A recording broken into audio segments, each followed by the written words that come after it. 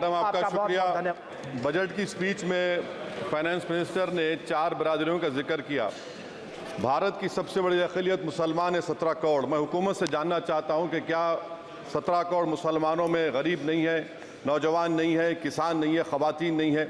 वतन अजीज़ में सबसे गरीब मुसलमान है, सबसे ज़्यादा नाखवानगी मुस्लिम ख़वातीन में। AIDS और PLFS का डेटा ये बताता है कि मुसलमानों में सबसे कम असासे हैं और कंजम्पशन लेवल दूसरे मजहबी ग्रुपों के बनिस्बत सबसे कम है। तालीमी इदारों में मैडम 15 और 24 साल की उम्र में भर्ती एनरोलमेंट में मुसलमानों की सिर्फ 29%, शेड्यूल कास्ट की 44%, हिंदू OBC के 51% और हिंदू अपर कास्ट की 59% है। हायर एजुकेशन मुसलमानों का एनरोलमेंट सिर्फ 5% है। PLFS का 2018-19 का डेटा वेज एम्प्लॉयज बताता है कि मुसलमान 22% थे, 2022-23 में 15% हो चुका है। सेल्फ एम्प्लॉयमेंट में मुसलमान, हिंदू, सिख से ज़्यादा 58.4% है। रेगुलर वेज एम्प्लॉयमेंट में सबसे कम मुसलमान है 15% और कैजुअल लेबर में सबसे ज़्यादा मुसलमान 26% है। तो मुसलमानों का शेयर रेगुलर एम्प्लॉयमेंट में लॉस हो रहा है एम्प्लॉयमेंट का। मुसलमान नौजवानों का ना रोज़गार मिलता है, ना तालीम के मौक़े, ना हुकूमत उनको कोई तरबियत सहूलत दी जाती है। मैं मोदी हुकूमत को एक मुसलमानों का एक अछूत बना दिया है, ना कोई सियासी नुमाइंदगी है, ना मुल्क की तरक्की में इनका कोई हिस्सा दिया जा रहा है। मैं मैडम माइनॉरिटी वेलफेयर मिनिस्ट्री में 2023-24 में 38% की बजट में कमी कर दी गई, 5,000 से 3,000 करोड़ कर दिया गया। इस साल के बजट में सिर्फ चंद 100 करोड़ का इजाफा किया गया, मगर 23-24 के बजट के लेवल पर पैसे मुख्तसर नहीं किए गए।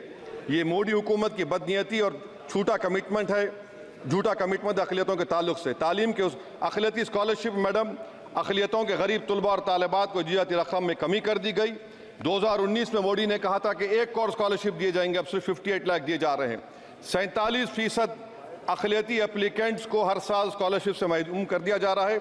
10 साल से मैं कह रहा हूं कि डिमांड ड्रिवन करो। डिमांड ड्रिवन के लिए सिर्फ 3,000 करोड़ की जरूरत है, मगर ये हुकूमत सच्चाई को और ईमानदारी से काम नहीं कर रही है। 2007 और 8 से माइनॉरिटी स्कॉलरशिप का नंबर इजाफा नहीं हुआ है। Pre matric scholarship madam Kundu committee ने कहा कि मुसलमानों में drop out rate primary level पर होता है, तो हुकूमत ने 9th क्लास से प्री मैट्रिक स्कॉलरशिप पैसे दे रही है। NDMC की इक्विटी मैडम 800 करोड़ एक मजाक है। PMGAV के में 910 करोड़ दिए गए। सारी दुनिया जानती है कि जहां मुसलमान बसता है गांव में, शहर में, वो अंडर डेवलप एरिया है, और आप मजाक करें ऊंट के मुंह में जीरा देकर। हज में 97 करोड़। हज कमेटी एक रिश्वत का मरकज बन चुका है। प्राइवेट टूर ऑपरेटर्स के एक लाइसेंस के लिए पैसे देना पड़ता है, बिल्डिंग सिलेक्शन के लिए पैसे देना पड़ता है, मीना मुजदलफा में कंपनी के सिलेक्शन के लिए पैसे देना पड़ता है। मैं हुकूमत से मुतालबा करता हूं कि उसको ख़त्म किया जाए और CBI से इंक्वायरी करवाई जाए। मोदी हुकूमत को अक़लियतों बिल्कुल मुसलमानों से नफरत को ख़त्म करना पड़ेगा। मुसलमानों को उनका दस्तूरी हक मिलना चाहिए। आप कैसे विकसित भारत बनाएंगे अगर 17 करोड़ मुसलमान नफरत करेंगे? मैडम पूरी स्पीच में फाइनेंस मिनिस्टर के बच्चों का जिक्र नहीं है। आज हमारे देश में 66 लाख बच्चे रोज भूखे सोते हैं। 46 मिलियन बच्चे स्टंटेड हैं मेल न्यूट्रिशन की वजह से। 25 मिलियन बच्चे वेस्टेड हैं। मासूम बच्चों की यह बदकिस्मती और बदबख्ती है कि एक शख्स चाय बेचकर वजीर आजम बन गया। LTC long term capital gain tax madam was decreased from 20 to 12.5%. However, the indexation benefit has been removed and won't apply to any property purchased after 2001. This will be detrimental to the growth of real estate, limit household capital formation and impact employment generation in construction sector. This change in LTCG is a quasi-wealth tax on household, particularly the middle class. Internship programme madam 5 साल में आप 1 करोड़ लोगों को intern कराएंगे, यानी एक company को 4,000 लोगों को ट्रेन करना पड़ेगा। मुझे बताइए क्या ये बड़ी कंपनी का माने क्या है? It is unachievable. Will it be based on market cap, revenue, employ size?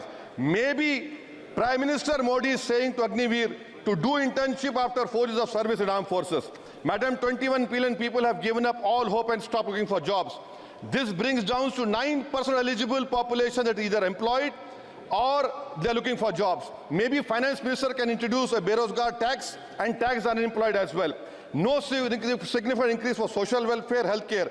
It looks like Prime Minister Modi is saying देश की मिडिल क्लास की संपत्ति पर पहला हक हमारे अलायंस का है.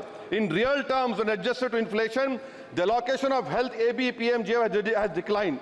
Modi is saying he said heal in India during G20. The reality is India is hurting. Madam, this government wants to increase FDI from China. Is the Prime Minister not concerned that our armed forces cannot patrol 26 patrolling points out of 65 in Ladakh? Maybe the Prime Minister wants the Chinese monopoly Indian markets. Import from China have crossed 101 billion 2024. Prime Minister Modi says Khelo India, but in reality the budget has shown that Modi government policy is Jhelo India. गरीब, middle class, farming, city dwellers, men and women, सब मोदी को झेल रहे हैं. Madam, in the current financial year, in February 5th, 15,993 MSMEs have been closed. Total MSCs closed have 35,680. Andhra Pradesh bifurcation. This parliament passed a law. For last 10 years, Modi government has shown their intellectual dishonesty in not giving ITR, IIM, Bayaram Steel Factory, Railway ko Khazipet, recognition of Palmaru as National Irrigation Project. This shows intellectual dishonesty of this government. Madam, I end my speech by quoting a famous poet, and I'm amending certain verses. 133 crore इंसानों, जिंदगी से बेगानों, सिर्फ हुक्मरानों ने हक तुम्हारा छीना है. खाक ऐसे जीने पर ये भी कोई जीना है.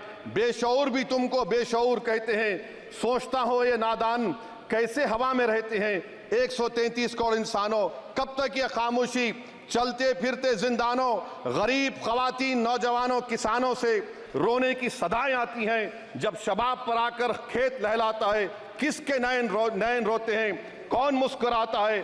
काश तुम भी समझो, काश तुम भी जानो किस कदर भयानक है जुल्म का ये ढब. देखो रख से आतिश व आहन देखते ही जाओगे, होश में ना आओगे. और अनएम्प्लॉयमेंट पर अभी बोला गया नौकरियां दे रहे हैं, तो शायर ने इनके बारे में अच्छा कहा कि फूल शाखों पर खिलने लगे तुम कहो, जाम जिंदों को मिलने लगे तुम कहो, चाक सीनों के सिलने लगे तुम कहो. इस खुली झूठ को, जहन की लूट को मैं नहीं मानता, मैं नहीं जानता. शुक्रिया मैडम.